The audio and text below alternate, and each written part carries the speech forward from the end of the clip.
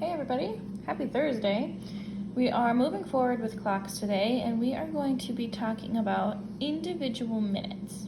Now we know that a clock has a shorthand for the hour and a longhand to show us our minutes. And we've been practicing telling time using those 5-minute increments. So when the longhand gets onto those numbers.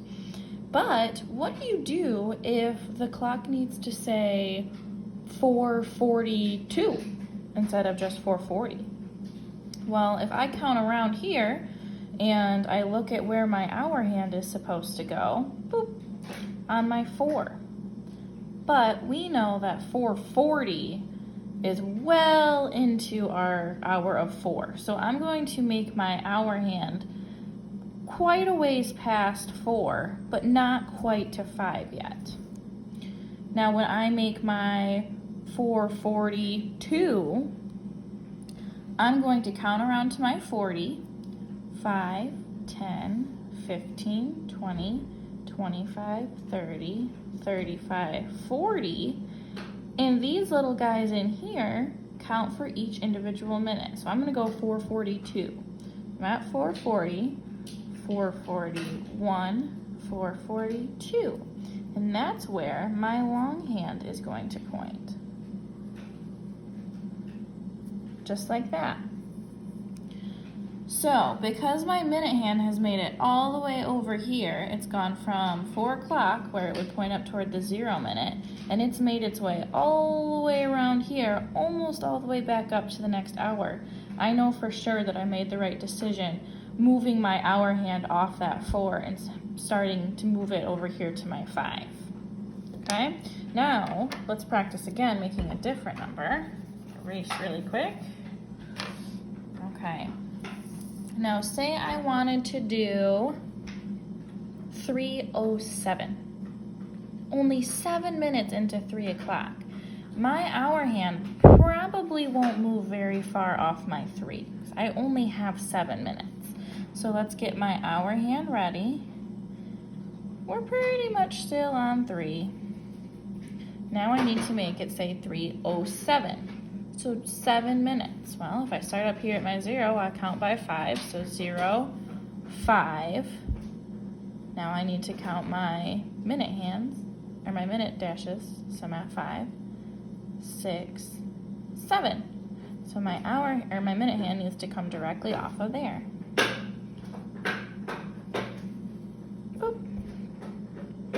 Perfect. And since our minute hand hasn't traveled very far off of that starting position, we know that we made the right choice leaving our hour hand pretty much entirely on the 3. Okay, let's try one more.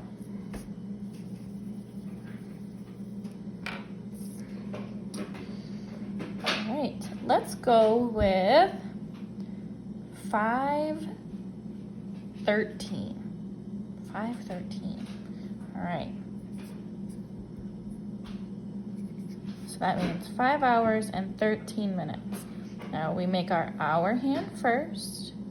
So we need to go for the 5.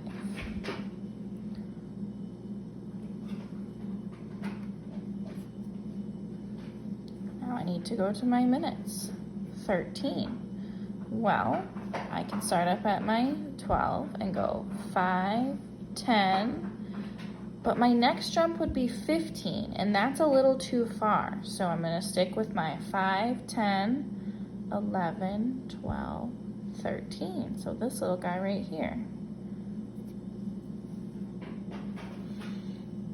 Now if we end up needing to adjust our hour hand after we make the minute hand, that's absolutely fine. But judging from the fact that we only went around less than a quarter of our hour, we can keep our hour hand pretty close to our 5. It hasn't traveled quite a ways to our 6 yet. Okay?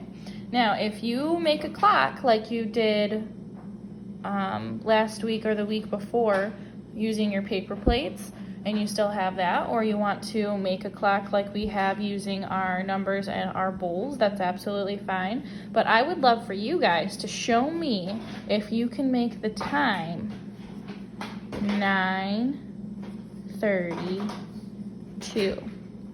Remember, you've traveled pretty decently far around your clock face. So how far after your 9 would that hour hand need to go? And remember, when you're drawing your clock around now, you're going to need to include 4 little minutes in between each hour. So we start up here and we go 0, 1, 2, 3, 4, and then comes your next hour. 1, 2, 3, 4, and then an hour. So you've got 4 dashes in between those guys. See if you can do it. I'd love to see on Class Dojo, and Mrs. Arnold would love to see you on Blooms. All right, we'll check in with you guys tomorrow for a writing lesson. We'll see you then.